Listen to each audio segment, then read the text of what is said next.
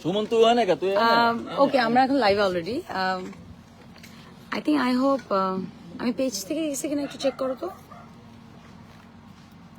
I think it's page it's my official page আমরা আসলে hello everyone is it page let me see হ্যাঁ এটা page okay আসসালামু আলাইকুম everyone I know it's too late অনেক রাত হয়ে গেছে আমরা এখনো শুটিং করছি পুতুলের বিয়ে যেটা নিয়ে আসলে 2 দিন আসলে অনেক কিছু হয়ে গেছে সবার মধ্যে একটা ভুল ভ্রান্তি কাজ করছে আমি আসলে আমার লাইফে এরকম লাইভে আসিনি বাট আমার কাছে মনে হয়েছে যখন একটা মিথ্যা কথা এইভাবে কুচ্ছা রটানো হবে এবং একটা মেয়ে যখন দেখবে যে আরেকটা আর্টিস্ট কথা বলছে না বলে যা তা বলেই যাবে করেই যাবে তখন আমার কাছে মনে হয়েছে না আমার অডিয়েন্স তো এখন একটা ভুল ভ্রান্তিতে আছে ওইটার জন্য হলেও আমার এটাকে আসলে ক্লিয়ার করাটা খুব important that's why I am with my team আচ্ছা এবার একটু দূরে গিয়ে ধরো I am with my team আমার পাশে আছে রিঙ্কু ভাই আমার পুতুলের বিয়ের পুরো টিম নাইম ভাই আছে শিমুল কাকা আছে each and every one so আমি চাই যে ব্যাপারটা ঘটে গেছে কালকে সেই ব্যাপারটা নিয়ে যদি আমার যে আর্টিস্ট যে ফিমেল আর্টিস্ট যতগুলা কথা বলেছে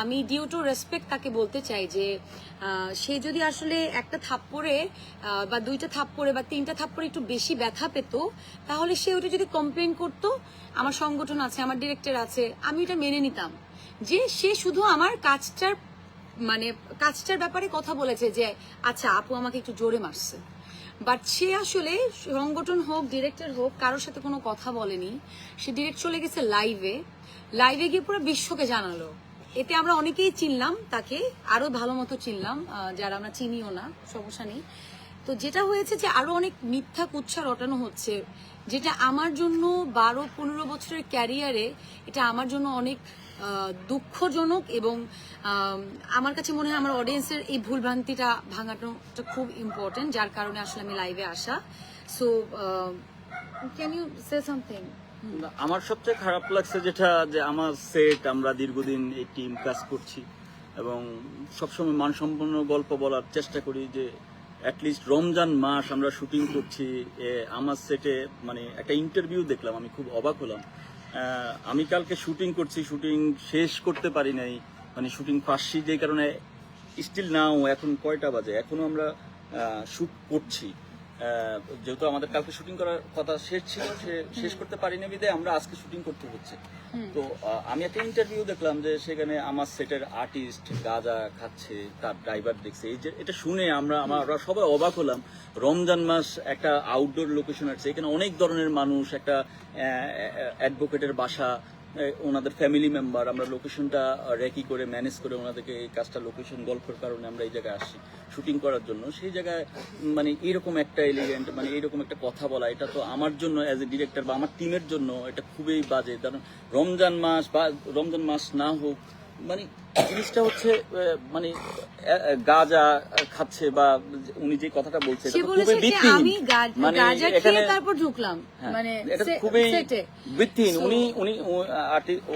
উনি বলতে পারতো যে আমার মার্চে আমার লাগছে সেই বিষয় নিয়ে কথা বলতে পারতো এবং আমি তাকে বলেছি আপনি প্লিজ থাকেন সেলিম ভাই আছে এখানে সেলিম ভাই সিনিয়র আমাদের actor equity president senior director equity president actor equity আছে আপনি ওইখানে বলতে পারেন বা আমরা বসি আমরা এটা সমাধান করে ফেলি কিন্তু উনি কথা শুনলেন না উনি গাড়ি নিয়ে বের হয়ে গেলেন দেন তো আপনারা জানেন বাট আমার সবচেয়ে এখন খারাপ লাগছে যে আমার সেটা আর্টিস্ট গাঁজা খেয়ে মানে অ্যাক্টিং মানে করতে গেছে এটা শোনার পরে আমরা সবাই আসলে অবাক হয়ে গেলাম যে এত রকম এটা একটা ব্যক্তিগত আক্রমণ বা কোন জায়গায় চলে গেছে আমি বুঝতে পারছি এবং এটা আমাদের খুব খারাপ লাগছে মানে অ্যাজ এ ডিরেক্টর আমার খুব খারাপ লাগছে যে আমার সেটে এই ধরনের ড্রাইভারের কথা শুনে সে এটা কেন মন্তব্য করবে এটা আবার আউটডোরে একটা শুটিং তারপর সে ড্রাইভারের উপর চাপাই দিল যে আমি ড্রাইভারের মুখে শুনছি ড্রাইভারের মুখে শুনে পাবলিক প্লেসে কেন এই কথা সেটাই আমরা এখানে আমার প্রত্যেকটা টিম মেম্বার আছে সবাই আমরা একসাথে কাজ করছি আজকে 5 নম্বর দিন এই শুটিংটা আমরা করছি তো এই জায়গাটা আমারও মনে হয়েছে যে না এটা নিয়ে কথা বলা উচিত। এটা ক্লিয়ার করার একটা জিনিস আমি মেইনলি বলতে চাই, আমি আসলে আমার লাইফে কখনো লাইভে আসিনি, আমার কাছে মনে হয়েছে ইট হ্যাজ টু বি স্টপ। হ্যাঁ, সো আমি যেমন একটু আগে আমার ফেসবুকে ঢুকলাম, এন্ড আমার একটা বিষয় একটু বলার আছে যে আমি অবশ্যই আইনি পদক্ষেপ নিব এটার বিরুদ্ধে, যে এত বড় একটা মিথ্যা কথা তার ড্রাইভার যেহেতু দেখেছে, সো তার ড্রাইভার মানে আইনি পদক্ষেপের আগেও কিন্তু এটা মাথায় রাখতে হবে, আমাদের একটা সংগঠন আছে, আপনার যদি একটু ব্যথা লেগে থাকে, আমার এখানে কাটা, আমার পায়ে কেটে গেছে, আমরা 5 দিন ধরে শুটিং করছি, আমাদের অনেক অ্যাক্সিডেন্টলি আমাদের লেগে যেতে পারে। সো ব্যক্তিগত আক্রমণটা আপনি আমাকে করেছেন, যেটা আমার মনে হয় আমি যদি করতাম তাহলে আসলে আপনি আমার সেটেই থাকতেন না, আমার কাছে এটা মনে হয়েছে। আপনি আমাকে একটা কথা বললেন যে আপনি হঠাৎ করে আমাকে একটা যাওয়ার সময় একটা কথা বলে গেছে, তোমাদের কি মনে আছে যে যাওয়ার সময় বলে গেছে তুমি আমাকে মারলা, আমি এখনই, আমাকে হুমকি দিয়ে গেছে সে যে আমি সাংবাদিকদেরকে জানাবো, প্রেস কনফারেন্স করবো, সামথিং লাইক দ্যাট। সো তার এটা আসলে প্রি প্ল্যান ছিল, আর তাকে যদি আমি মারতামই, সে প্রথম দিন কেন সেটে কমপ্লেন করেনি? আমি তো তাকে মেরেছি for my character, for my story. So আমি যদি তাকে মারতাম, মানে আমি যদি তাকে ব্যক্তিগত আক্রমণই করতাম, সে কিন্তু প্রথম দিন আমার ডিরেক্টরকে বলতে পারতো, আমার ডিরেক্টর আমাকে বলতো, তখন আমরা জিনিসটা সলভ করতাম। সে সংগঠনকেও জানায়নি, কিন্তু সে ডিরেক্ট চলে গেছে লাইভে। সো উইচ ইজ নট মানে এটা পুরোপুরি কিন্তু ব্যক্তিগত আক্রমণ। আমার মনে হয় ব্যক্তিগত আক্রমণটা সে করেছে, সে একটা আরেকজন অ্যাক্টরের নাম নিচ্ছে, এগুলো নিয়ে আমি কোনো কথা বলতে চাই না, একদমই কথা বলতে চাই না। বাট আমি আরেকটা কথা বলতে চাই, আমি আইনি পদক্ষেপ নিব এটার জন্য। যে মিথ্যা কথাটা সে রটাচ্ছে, তার মনে হয়েছে আমরা চুপ আছি। এতগুলা মানুষ এখানে, এতগুলা মানুষকে আমি জোর করে, তারা বাধ্য না কিন্তু আমাকে নিয়ে কথা বলতে, বা এতগুলা মানুষ কিন্তু জোর করে এখানে দাঁড়াবে না আসলে।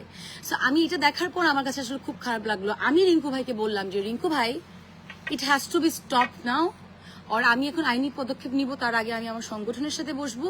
বাট এটা আমার প্রোটেস্ট করতে হবে, বিকজ আমাদের যে কোনো সেক্টর কি, মানুষ অনেকে নেগেটিভ মনে করে, অনেকে পজিটিভ মনে করে, সব জায়গায় পজিটিভ নেগেটিভ আছে। বাট এই মিথ্যা কথাটা রটানো বা বলা ইন ফ্রন্ট অফ পাবলিক, আমার কাছে এটা কোনোভাবে এথিক্যাল মনে হয় নাই। সো আমার কাছে মনে হয়েছে I need to clear this things, যে এটা পুরোপুরি মিথ্যা। ওয়াশরুমে 1 ঘন্টা থাকা, নেশা করা, ফার্স্টে সে একটা কথা বলেছে যেটা আমি বুঝিই নাই।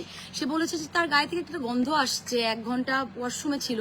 আই ওয়াজ কনফিউজ যে কি বলছে। দেন আমি আস্তে আস্তে বুঝলাম যে সে কি মিন করেছে, এবং এটা সে আজকে আসলে ইন্টারভিউতে বললো যে সে এটাই মিন করেছে। So these are not true, আসলে দিজ আর নট ট্রু। ওই মিথ্যা কথা, মানে এটা কোনোভাবে সম্ভব? মানে আমরা তো এটা আমাদের সাথে সাথে পাঠিয়েছি যে ওয়াশরুমে যাবে, লেট করবে, তুই যা। শুটিং এর প্রয়োজন নিশ্চয় হচ্ছে, বড় বড় চটকানা দেয় নেই, গাল চাল তো লাল হয়ে যেত, সেটা তো মানে পার্সোনালি নেওয়ার কিছু নাই তো।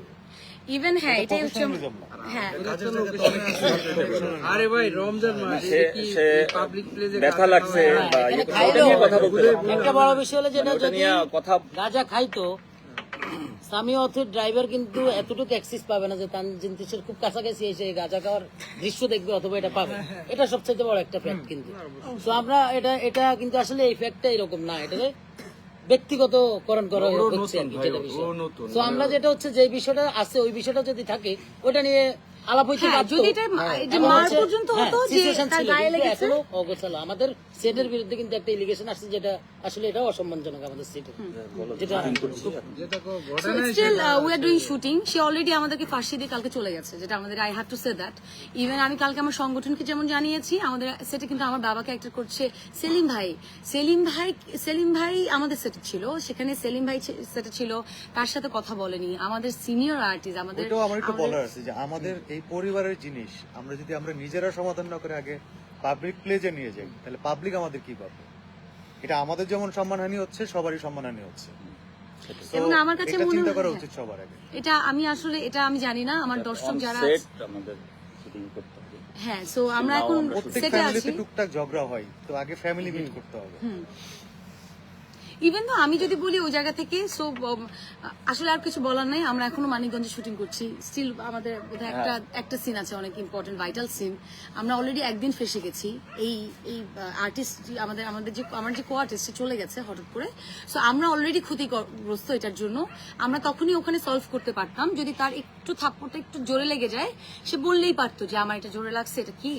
বাট এটা এত পর্যায়ে নিয়ে যাওয়া, আসলে তার এটা প্রফেশনাল জায়গা, আরো বেশি হাইলাইটেড হওয়া ছাড়া আসলে আর কিছু না, এটা আমার মনে হয়। এনিওয়ে, আইন আছে এবং আমাদের অ্যাক্টর সিকিউরিটি আছে, আমাদের ডিরেক্টর গিলস আছে, তারা এখন সুবিচার দিবে, সুবিচারটা তারাই দিবে, আই হোপ সো।